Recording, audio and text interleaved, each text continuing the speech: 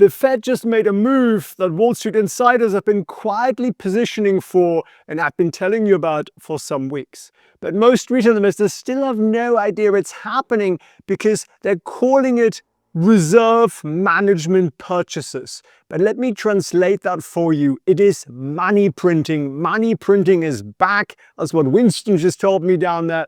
And if you're sitting on the sidelines right now, you could literally miss one of the biggest wealth building opportunities over the next 12 months. And if you're invested in the wrong assets, the wrong stocks, you might actually lose money while everybody else is making some. So in the next 10 minutes, I'm going to show you exactly what the Fed just did, not the noise and nonsense that mainstream media is telling you because they're only telling you half the story. I'm going to tell you why it matters more than any rate cut and the 3 moves that you need to make right now to position yourself ahead of the crowd because they are still far behind. My name is Felix Prehn. I'm an ex-investment banker. I've been watching markets for many years. This down here is Winston, who does all the smart sniffing around of research down here. And people are worried sometimes, oh, he's always so tired. Well, he hikes every single morning and plays with a pack of wild animals. So that's why he looks like that. But in all seriousness, we've also founded the Goat Academy, where we've taught over 20,000 students how to beat Wall Street at their own game. And I'm also the co-founder of TradeVision.io, where we give you institutional grade news and data to find and make better decisions, right? So our mission is very simple. We want to teach regular investors like you to stop getting fleeced. So what I'm about to share with you, it's not a theory from a textbook. It's actually happening right now in the market. And by the end of this video, you'll know how to potentially profit from it. So the Fed just made 2 major announcements. Everyone's talking about the first one, which is the rate cut by 0.25%, which is great, but the real story, which is what Wall Street's actually excited about, and it's what mainstream media just doesn't understand. The Fed announced they're restarting money printing. Money printing. They're buying government debt again, $40 billion worth starting December 12th. So rate cuts are nice. They make borrowing cheaper. But when you print money, you inject liquidity, money, fresh money flowing into the financial system. And that's exactly what they're doing again. So the Fed is once again creating money out of thin air, pumping it into the banking system. More money in the system means higher asset prices. It's literally economics 101. But the Fed is being very careful with their language here. They're calling this reserve management purchases. And if you watched my video 2 days ago, it's exactly what I said they were going to do. They're going to come up with a name that is so weird and opaque that nobody understands it. Everybody will focus on the rate count. So they're saying this isn't money printing. This isn't QE, quantitative easing. But this is just technical bollocks to basically hide what they're doing. My rule is if it walks like money printing, if it quacks like money printing, it's money printing, right? Or QE as the Fed likes to call it. So the Fed wants to make sure there is enough reserves in the system, enough liquidity so banks can lend freely and markets don't seize up. For the past few years, the Fed's been doing, well, the opposite. They've been shredding money after they went on a complete bend up. It's a bit like going out, taking a pound of Coke and then going, well, we're going to take a little bit less from now on. That's essentially the equivalent there. I'm not sure how much YouTube's going to like that analogy. Sorry about that. Don't do drugs, children. But essentially, they were reducing their balance sheet, which is basically shredding money. They pulled about $2 trillion out of the system since 2022.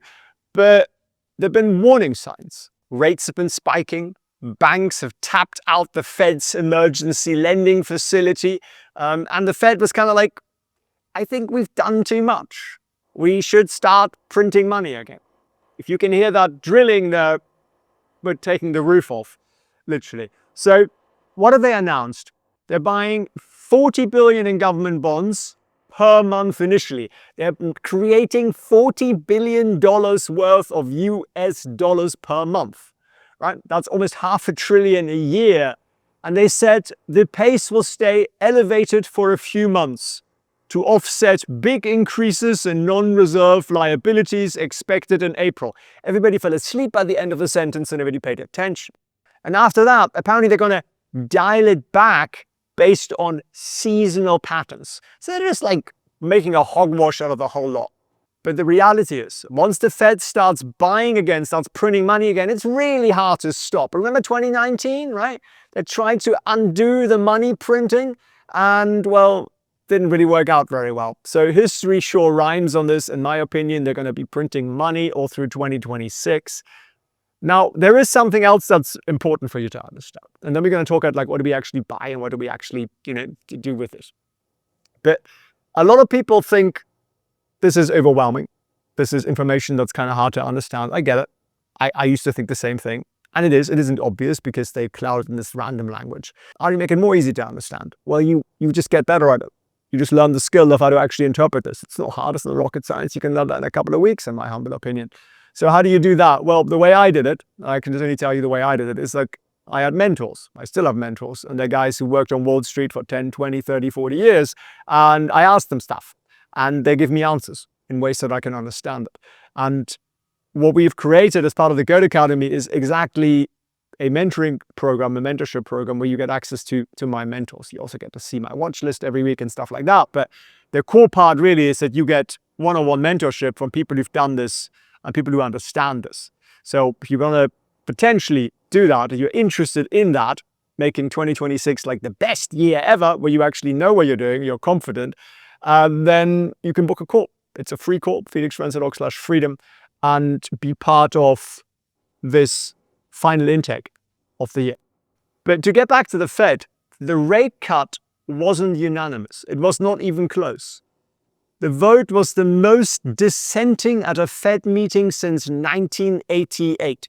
I was 8 years old at the time. I have no idea what happened then, but we got 3 Fed officials who voted against the majority. But the crazy part is that they disagreed not in the same way. Governor Stephen Myron wanted a bigger cut.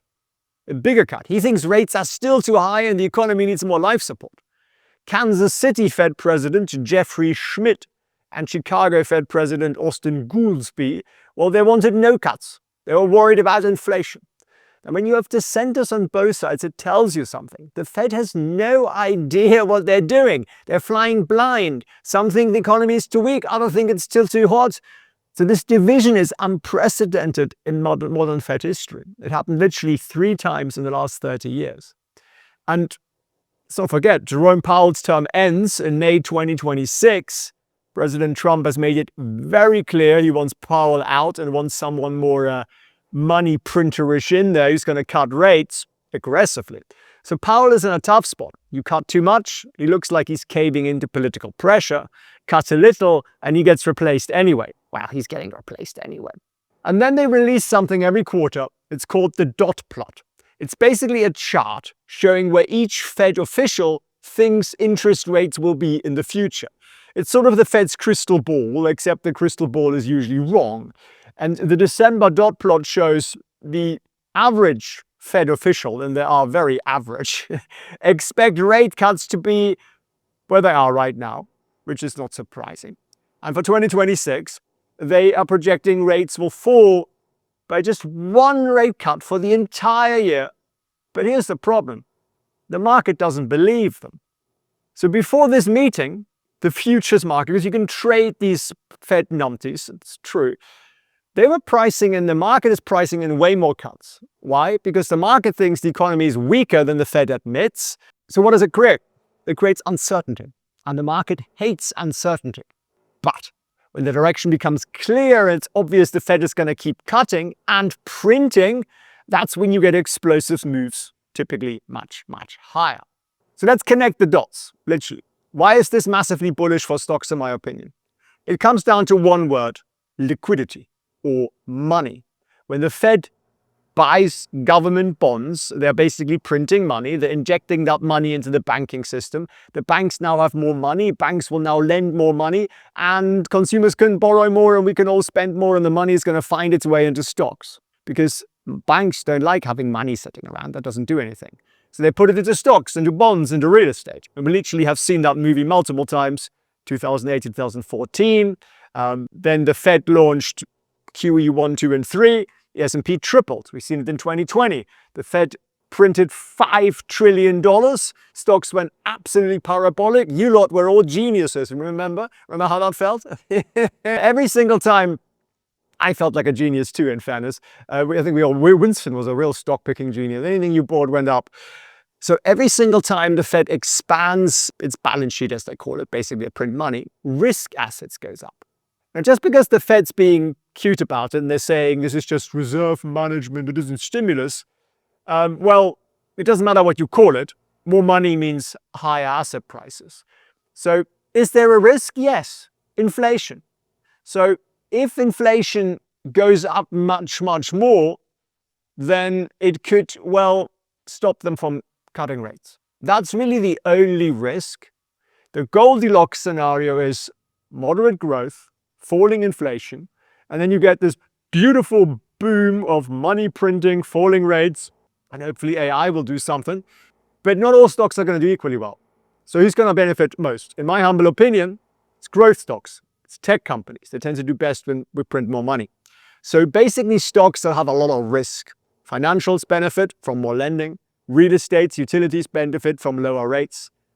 And if inflation keeps picking up, my opinion it will, commodities and energy stocks stay bloody attractive. You see what happened to silver? Yeah, you had a good year with gold miners. If you haven't, then, well, you're missing out, in my humble opinion. I'm telling you to buy it now, but it's been a really good year for blue-blooded gold miners. Now, it's not all sunshine. Things could go wrong, right? Trump could appoint a Fed chair who betrays him and does the opposite of what he promised. Weirder things have happened. He appointed Jerome, the money printer, Powell, right? Which is kind of funny. People are saying, no, Powell is a Democrat. No, Powell is a card-carrying Republican. He's a member of the Republican Party. People don't seem to want to believe that, but it's just true. Trump appointed him. And then there is the recession risk. Now, in my opinion, that's a fairly minor one. You can admire my slippers. Why? Because the government is running a $2 trillion deficit and is very likely to just keep printing money. So you have midterms in 2026 and they're going to want to win it. So therefore, they're going to do everything in their power to make sure there is plenty of money gushing about around the system. That's me being a cynic. You might have a different political view on that. I respect that. Just, I'm a cynic. You can't really do much with a cynic. The good thing with a cynic is we have very low expectations. We don't really expect things from governments, you see. But if you go back to what they're doing right now, reserve management or liquidity operations or some sort of fancy name, at the end of the day, they're printing more money, and that is bullish for risky assets. I've been telling you about this for a while. If you've been paying attention, you're probably quite happy right now. If you haven't, well, you could do a couple of things. You could subscribe to the channel. Weirder things have happened. You could go and book a free call with felixprehn.org/freedom and actually learn more about what our mentorship program looks like. It's a program for serious investors and not for people who want to get rich by Friday, because we actually teach you how it works so that you are independent. You no longer need us. You can then spread that joy and that knowledge with people around you, your children and everybody else. That's really the goal. Now, what do we do with this information? Stay invested. Don't sit on the sidelines. Cash is terrible right now. Rates are going to come down. Cash is going to lose. So you want exposure to risk assets, stocks, real estate, maybe, crypto if you're aggressive, whatever. But I would focus on quality stocks. I would focus on quality growth stocks. I would stay away from the meme stuff because the rubbish stocks eventually just carry more risk. So tech, software, AI-related stuff, but just stay away from the garbage. That's really what I would recommend. We have a free community actually where we have a garbage filter. It's called Better Stocks, GPT. That'll tell you whether a stock is garbage. You can check that out. There's a link down below, felixprehn.org/resource. And then in there, you'll find a link to this thing called Better Stocks GPT, which is what I built. And it's got all the data of all the major stocks. But you may also want to be prepared for inflation. This is a double-edged sword here, right? Inflation is going to come and hit you in the face. So gold's been on fire, right? Gold's up massively since the Fed meeting. It's been up massively all year. Silver's on an absolute tear. I think there are reasons to believe both are going to continue to outperform. Again, I'm not telling you to buy it. I'm just saying that's what I'm looking at. That's what I'm doing. And then keep looking at the data. The Fed is data dependent, which means they'll make shit up as they go along, right? They will base it on facts, statistics, right? Lies, and statistics. That's what I learned when I studied statistics. So job reports, inflation data, GDP growth. That's kind of what you want to look at. Job reports, inflation data, GDP growth. And it could be that those data points are completely made up. Doesn't really matter. They're the data points that they're going to have to pretend to act against. The most important one there is just inflation. If inflation goes too hot, they are going to slow down. And that won't be good for you and me if we have lots of assets. If you are somebody who has mostly a salary, you live paycheck to paycheck, you're going to want to hope that this inflation story is wrong and that inflation is going to come down because you're getting poorer every single day. But the big picture is that the Fed is back to printing money. They're calling it something weird. So position yourself accordingly would be my advice. What that accordingly is, you're going to have to decide yourself because I don't give you financial advice. I hope this has been useful. I wanted to give you a quick update here because I think this is that important. And if you're serious, book yourself a call. Find out what mentorship would look like, how it's structured. As I say, it's for serious investors. It's probably not for complete newbies, although we do take complete newbies. But by that, I mean, you're going to need a little bit of a portfolio to make that actually make sense. So I wish you all the best. Take care. If you're an investor or even just a saver, what I'm about to reveal could either protect your wealth or leave you devastated. Because every single country on earth is drowning in debt.